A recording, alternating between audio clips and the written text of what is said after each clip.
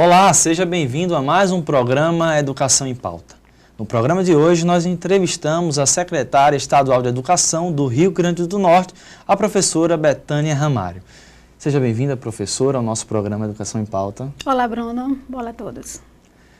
Professora, são cerca de 2 anos e meio à frente de uma secretaria, né? Uma secretaria muito trabalhosa, que tem as dificuldades de um setor infraestrutural do nosso governo, do nosso estado, que enfrenta alguns problemas há um certo tempo. Mas dentro dessa gestão, quais são os principais avanços ou aspectos positivos que a senhora vem desempenhando e executando à frente dessa secretaria? Inicialmente, nós partimos por conhecer o tamanho dos desafios e dos problemas mais urgentes e emergentes. E, claro, os problemas se avolumaram por conta das descontinuidades, conhecida de toda a população, 10 secretários em 8 anos, então nós não podíamos esperar uma estrutura favorável a um trabalho que precisaria ser iniciado. Então, a primeira coisa foi conhecer o tamanho do problema, elencar as prioridades infraestruturais, principalmente, tão noticiada pela imprensa, mas principalmente a parte pedagógica, que é a essência de uma secretaria.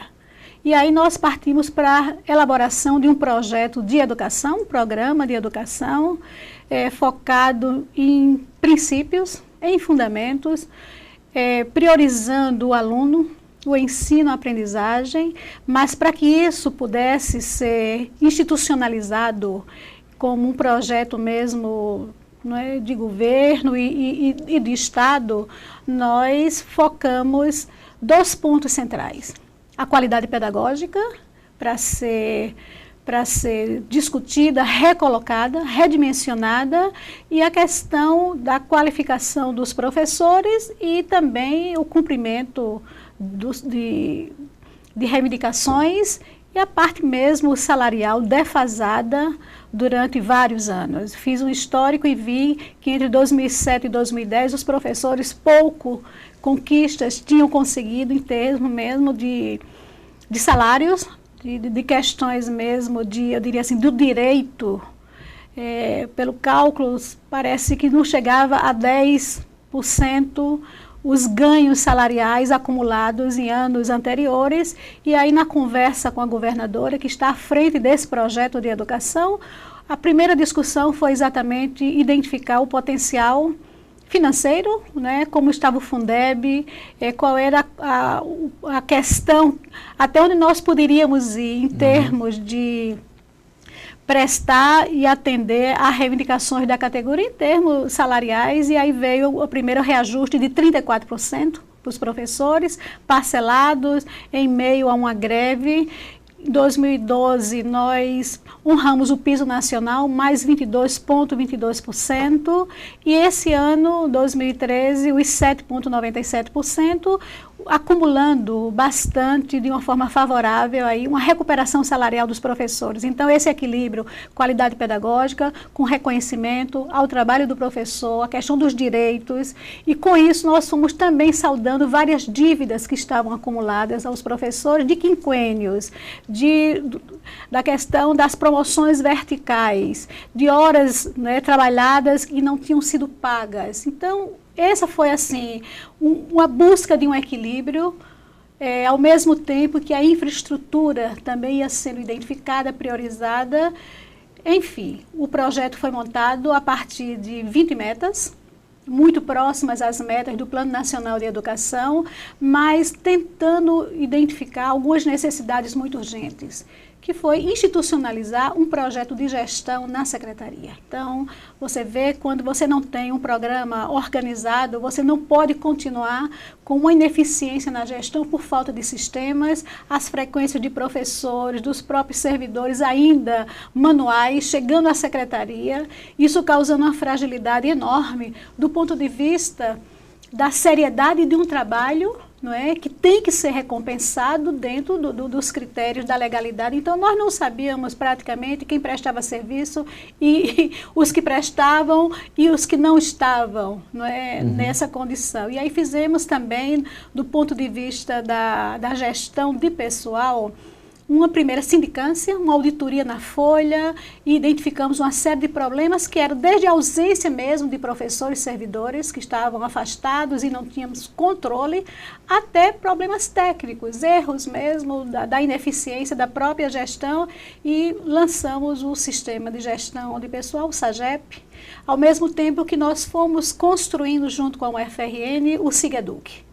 E o SIGEDUC como sendo a gestão pedagógica, escolar, não é? Sistema que dá condições de você interligar tanto a parte de pessoal como a parte pedagógica, a parte da infraestrutura. Eu estou falando isso porque esse já é resultado desse projeto. Dentro dessas 20 tópicos? Dentro desses 2 anos e 6 meses, né, implementamos esse sistema já no final do primeiro ano e fomos, claro, dando passos para você instalar e ir perseguindo uma perfeição, porque os sistemas, quando eles se instalam, eles precisam, primeiro, de ser conhecido, absorvido no meio em que ele vai sendo disseminado, porque de nada vale sistema se você não tem todo o pessoal compreendendo essa dinâmica e para onde nós queremos ir. Então, o projeto da educação do Estado, que está sendo implementado, contempla a questão dos princípios, dos fundamentos, mas que para que isso aconteça, que é a qualidade da educação que tanto falam, passando pelo foco no aluno, no ensino, na aprendizagem. Veja que eu estou tocando nas questões essenciais de um sistema educacional. Não há ensino sem um professor com qualificação, com os seus direitos garantidos, não há aprendizagem se o professor não tem qualificação pedagógica, e aí programas de formação, um diálogo muito próximo aos professores por meio das nossas jornadas pedagógicas, para situar os professores face aos desafios e face às grandes expectativas de aprendizagens que são colocadas hoje no plano nacional por meio de todos os documentos referenciais, né, diretrizes curriculares nacionais para todo o sistema, seja no ensino fundamental, seja no ensino médio, seja também nos programas e projetos que atendem a uma clientela que praticamente se torna excluída e precisa retornar, como alunos do ensino médio que estão fora da faixa etária, que precisam ter uma escola muito mais apropriada a uma condição de aluno já adulto, muitas vezes trabalhador. Então, fomos montando todo o cenário, esse cenário está montado, toda a secretaria passou também a organizar-se em torno desse projeto, o que não é fácil, porque é fácil destruir, mas recompor com as mesmas pessoas, né, com grande limitação, inclusive de competência instalada. Então, nós fomos trabalhando, eu digo que hoje avançamos uma parte. Não podemos criar falsas expectativas de que em 2 anos e 6 meses consigamos resolver os problemas de um projeto tão complexo como esse da educação pública, não é? Mas eu digo que estamos montando uma política estruturante, que independente de quem venha depois de nós, não é? Esse projeto, ele dá passos e dá estrutura e dá condições para que ele possa ser aperfeiçoado em benefício do que eu chamo da essência, do ensino, da aprendizagem e de uma boa gestão. Ok, professora.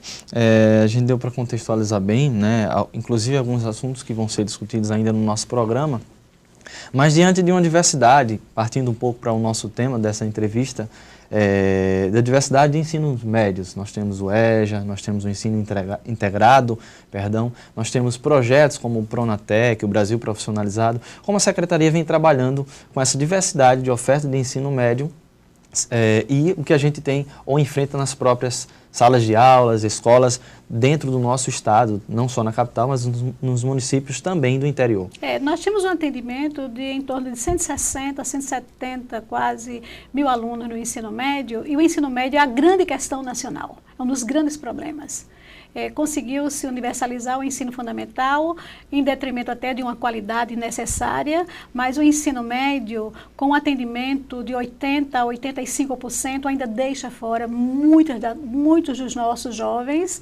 E se nós formos observar a estatística dos nossos estudantes entre 15 e 17 anos, praticamente o país só atende um pouco mais de 50%. Então, veja que o ensino médio como sendo os 3 anos conclusivos da educação básica e uma educação básica que tem que formar habilidades básicas necessárias para um jovem, concluindo aos 17, possa tomar um destino, fazer uma escolha, continua numa carreira em nível superior, vai para uma formação técnica, vai para o mercado de trabalho. Então, há uma grande configuração do ensino médio com essa diversidade que você fala, e esse é o desafio. O desafio para o país, o desafio para os estados, né? A tutela do ensino médio está exatamente no projeto estadual, né? Na esfera estadual, e, portanto, nós temos hoje estamos construindo com o MEC, temos já na última reunião do Conselho, essa semana até passada, um novo projeto do ensino médio, exatamente para dar conta dessa diversidade, de um currículo mais diversificado, né, muito mais flexível, onde nós possamos sair de um enciclopedismo muito acentuado em disciplinas, o que provocou também problemas de ensino pelo ensino, conhecimento pelo conhecimento, o que levou muitos dos nossos jovens a não se identificarem com esses 3 anos básicos do ensino, esses 3 anos decisivos da educação básica, e, portanto, um novo projeto de ensino médio está sendo pautado, está sendo organizado, ao mesmo tempo que nós já temos vários estados. O Rio Grande do Norte tem projetos inovadores.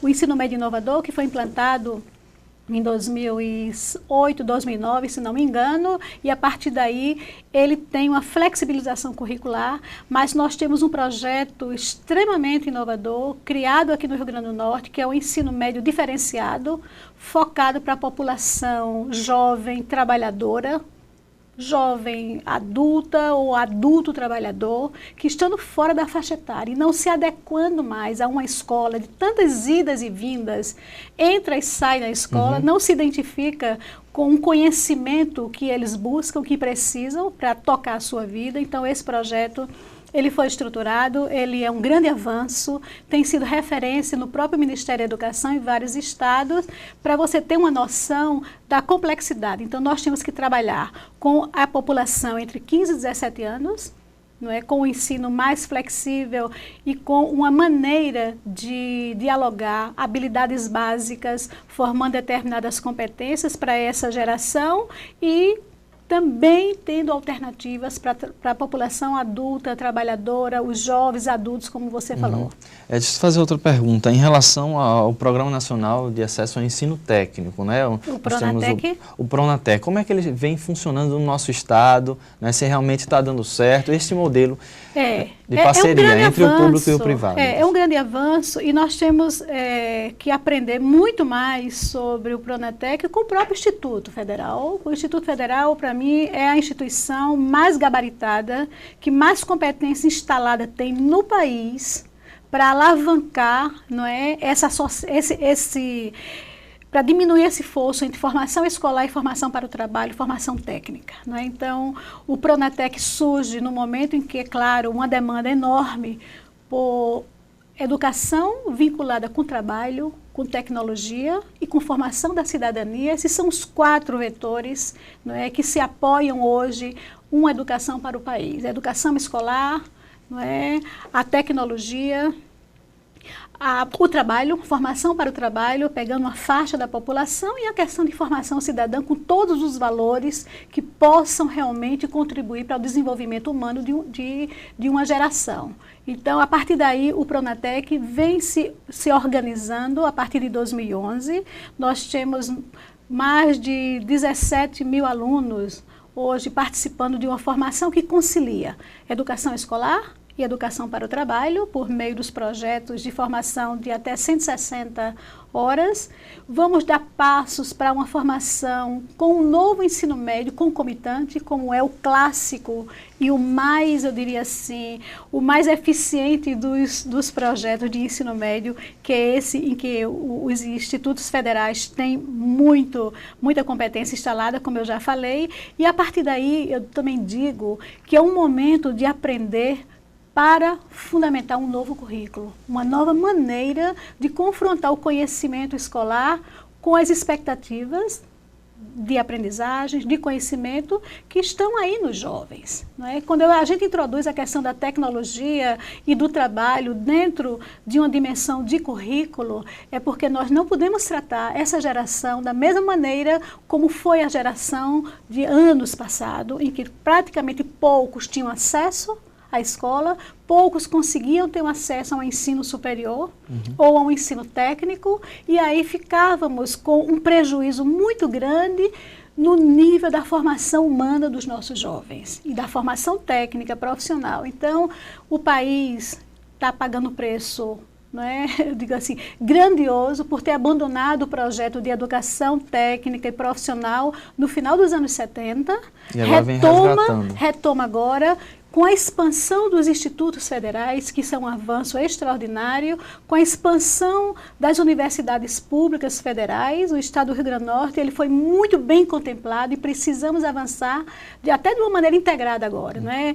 Em que o projeto dos institutos federais, os projetos da UFRN, da UERN, da UFESA, não é? Possam confluir para realmente dar conta de uma expectativa e de projetos que tenham a cara do Estado e que partam para resolver e para aperfeiçoar, eu diria, e desenvolver as demandas e as vocações, né, nas relações aí do mundo do trabalho, nas relações mesmo da formação profissional. Claro, isso é o Estado que vai, não é, absorver essa mão de obra, que vai buscar novos cenários e novas perspectivas de desenvolvimento, tendo uma população escolarizada e preparada. Ok, professora, entre 2001 e 2010 vigorou um Plano Nacional de Educação, né, e dentro do nosso Estado nós não tivemos grandes avanços, né, ou sequer tivemos um plano estruturado. No governo do Garibaldi Alves se teve um início, também no governo da Vilma de Faria, também com o secretário, na época adjunto, o professor Otávio Tavares, a gente teve um ensaio também, mas até hoje a gente não tem um plano de educação para o Rio Grande do Norte. Eu vou pedir licença à professora para que a gente possa assistir aqui um depoimento do ex-secretário de Educação do Estado, professor Otávio Tavares, e em seguida a gente conversa um pouco sobre esse depoimento. No nosso entendimento, alguma questão do ponto de vista de, talvez, vontade política para que ocorresse a efetivação no nosso Estado de um plano estadual de educação. Acho que é importante a gente ter claro que a iniciativa é do governo federal e a nossa LDB estabelece que cada Estado e cada município teria que ter o seu plano com base no plano nacional, as diretrizes para o que ele desenvolve. E nesse sentido eu creio que a professora Betânia tem tentado dar continuidade. Esperemos que até o final da sua gestão saia um plano estadual de educação, até porque fica curioso, o município de Natal tem um plano municipal de educação, mas aí a gente não tem enquanto o estado do Rio Grande do Norte. Então está faltando uma definição de diretrizes mais amplas do ponto de vista da gestão do Estado, né? E quando eu digo da gestão do Estado não é personalizando, mas é do interesse público de dizer a educação infantil, o ensino fundamental, o ensino médio e as suas diferentes modalidades de educação de jovens e adultos, de educação especial, enfim, utilizando metodologias de educação à distância, como que se pensa para desenvolver e melhorar a qualidade do ensino e da educação no estado do Rio Grande do Norte. Ok, professora, né? A gente sabe que em 2 anos e meio não tem como resolver problemas de décadas, mas dentro da sua gestão, como vem sendo enfrentado esse plano de educação? Um plano de educação, ele não pode ser um documento oficial apenas. De nada adianta você decretar um plano ou mesmo construir participativamente se você não tem infraestrutura para tornar esse projeto eficiente. Então, optei por um projeto de educação e a partir daí nós estamos sim trabalhando, todo o projeto de educação está focado nas metas do Plano Nacional de Educação e que não são e não estão dissociadas, né, das grandes reivindicações nacionais de uma educação básica. Eu lamento o professor Otávio, que ele é um gestor excelente, ele ter passado tão pouco tempo, foi um dos 10 secretários, né, nos 8 anos, porque ele tem uma capacidade e um conhecimento curricular muito aguçado, né? Ele consegue realmente, em todas as conversas que a gente tem com o professor Otávio, a gente sabe do seu empenho, até do seu trabalho aqui no Instituto Federal, em prol da organização de um sistema educacional. Ele seria uma pessoa que poderia ter alavancado bastante se tivesse havido mais continuidade na própria conjuntura educacional do período em que ele participou. Como você falou, em 2 anos e meio, 2 anos e 6 meses, nós estamos avançando, reestruturando a educação e, de maneira alguma, nós podemos continuar apostando apenas no documento oficial. Esse documento do Plano Estadual da Educação está sendo construído com todos esses projetos estruturantes, pedagógicos, que a Secretaria vem tomando para si na gestão da governadora. Resolvemos já parte de reivindicações antigas da categoria, porque sem os professores, sem caminhar pelas mãos dos professores, não há plano que se sustente. Então, daí os 76% de reajuste e toda uma dívida acumulada que vem sendo saldada com os professores, ainda falta, não se consegue resolver em tão pouco tempo. E eu tenho uma convicção, porque é a mesma convicção da governadora, né? Sem os professores, sem os gestores bem estruturados, com um plano, né, eu digo assim, curricular, que estamos trabalhando também, as orientações curriculares do Estado, praticamente estão já em fase de discussão interna, para a gente fazer uma grande consulta, e com isso a gente vai dando já passos importantes para a organização desse plano estadual de educação. Ok, professora, nós vamos assistir mais uma entrevista com o professor José Medeiros. A Secretaria de Educação, ela não tem uma política voltada para o professor. A educação, ela tem como base reestruturar o magistério público, os professores, a parte de equipe, a parte de apoio, as escolas. Aí, depois, quando você faz a base, aí os frutos dessa construção, dessa base, a gente vai ver para o aluno. Como se resolve o problema? Reconheça as condições péssimas de trabalho dos professores, aí a gente resolve o problema da educação.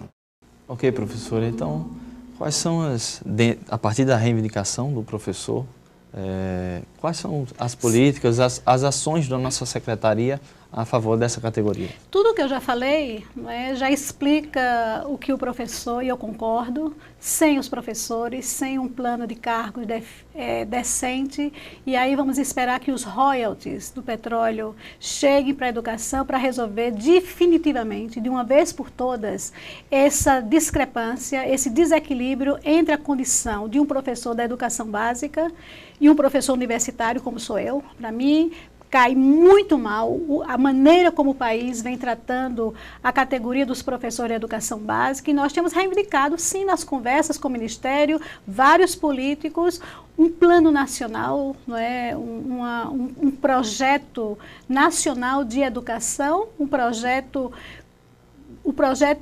pedagógico, um projeto da categoria em que não haja essa discrepância, esse desequilíbrio entre ser professor da educação básica, ser professor do ensino superior, público federal, principalmente, e ser um professor pós-graduado. Então, nós temos o quê? Nós temos a base da educação entregue de uma maneira muito desvantajosa para uma categoria que é decisiva para a construção de qualquer alicerce de educação. Então, uma carreira nacional dos professores, que é isso que eu acho que dignificaria o trabalho do professor, e sairíamos de uma vez por todas, não é, dessa reivindicação da categoria, que é histórica. Então, nós não podemos esperar revolucionar a educação, fazer as mudanças sem os professores. Isso é concreto, por isso o professor, eu acho que ele precisa apenas ser mais justo em relação ao que foi feito em 2 anos e 6 meses, e durante muitos anos não foi feito. Então, por isso que no projeto, esse equilíbrio entre a questão da qualidade pedagógica com o tratamento mais decente, não é? Mais atento à categoria dos professores, com os reajustes, com a questão mesmo dos direitos adquiridos tão represados, inclusive aposentadorias que há mais de 5, 10 anos tinham, né, acúmulos na secretaria. Tudo isso a gente vem tratando e o cenário já é diferente. Então, os professores tiveram, na verdade, quase 77% de reajuste em menos de 1 ano e meio, contando isso extensivo aos inativos. Então, isso é um avanço. Claro que um avanço que nós precisamos não é só isso. Nós precisamos que o governo federal entenda que não pode deixar, mais uma vez, a educação básica e seus professores nessa desvantagem, nesse desequilíbrio, que é praticamente a categoria docente entregue à sorte de um estado, de um município, enquanto que o ensino superior, né, federal, ele tem essa pujança de um plano de carreira, de um salário digno, de condições de qualificação. Então, isso tem que entrar no equilíbrio e eu espero que para resolver todos os problemas e as reivindicações da categoria, seja este um momento de tanta reivindicação em que a sociedade está indo para a rua, buscando, não é, uma maneira de exposição e de cobrança para mudar o cenário das grandes políticas públicas do país que passa pela educação, né, educação básica pública, a questão da saúde pública, nesse impasse onde nós não temos vislumbrado nenhum futuro próximo para uma política efetiva, precisou a população ir para a rua e reivindicar, e questão da segurança e todas as demais políticas que o país já avançou em termos de moradia e agora precisa rever, e que bom que está sendo no momento de reivindicação da sociedade, dos nossos jovens e também dos adultos e as pessoas que querem um Brasil realmente pujante, não só em termos do esporte, da Copa, já que estamos no momento, mas pujante por ter uma política digna para toda a sua população. Eu gostaria de fazer a última pergunta, a gente está terminando o nosso programa, em relação à infraestrutura das nossas escolas. Como isso vem sendo trabalhado? Vem trabalhado muito, dentro de um projeto. Em relação principalmente, por exemplo, a gente tem o nosso Ateneu, né, que tem um plano de estruturação. Que vai ser recuperado, não é, e o projeto já está pronto, sendo ajustado algumas questões fundamentais, porque é um prédio tombado pelo patrimônio e todo o projeto de acessibilidade precisou ser revisto, porque nós não podemos modificar nenhuma estrutura permanente, não é? Então isso retarda um pouco, mas não tenho dúvidas que o Ateneu ele está sendo recuperado já do ponto de vista pedagógico, não é? E ele precisa ser recuperado do ponto de vista estrutural, não só o Ateneu, mas várias outras escolas. Temos um programa com muito investimento, inclusive do governo federal e do governo estadual, mas eu só queria deixar uma mensagem aqui, que é muito curioso que todas as reivindicações, seja de sindicato, de professores, só se paute na questão mesmo das reivindicações. Não tem um discurso focado na qualidade do trabalho, no IDEB que esses professores estão produzindo, o que é qualidade. Por que reivindicam qualidade e nunca falam no resultado do trabalho docente? Então, esse é um ponto que nós vamos nos direcionar, focar, porque não há condições de manter hoje uma sociedade com uma único veio de reivindicação, que é para a reivindicação salarial e de conquistas, quando a gente não tem condições de mostrar resultados. E os resultados são construídos pelas mãos dos professores, dos gestores, da Secretaria da Educação, incluindo, claro, a secretária que fala. Então, isso é um ponto que nós temos que retomar ou recolocar. Aliás, eu digo que não é nem retomar, é colocar, deixar isso muito transparente, e por isso que com o SIGEDUC nós teremos acesso direto a todas as escolas, com todas as informações inerentes a cumprimento de carga horária de professor, as disciplinas ministradas, os conteúdos, os resultados por aluno, para dar essa transparência, para fazer com que a população entenda que o problema não é só reivindicar, mas é também um cumprimento do dever dentro de uma lei de responsabilidade administrativa, em que todos nós estamos submetidos. Ok, professora, muito obrigado pela conversa que tivemos aqui no programa Educação em Pauta, realmente muito esclarecedor, tocamos em temas fundamentais da nossa educação. Eu que agradeço a oportunidade. Você que está em casa pode dar sugestões ou entrar em contato com o programa Educação em Pauta pelo nosso Twitter, @Educação em Pauta, lembrando que é sempre sem o C cedilha e também sem o acento. Até o próximo programa.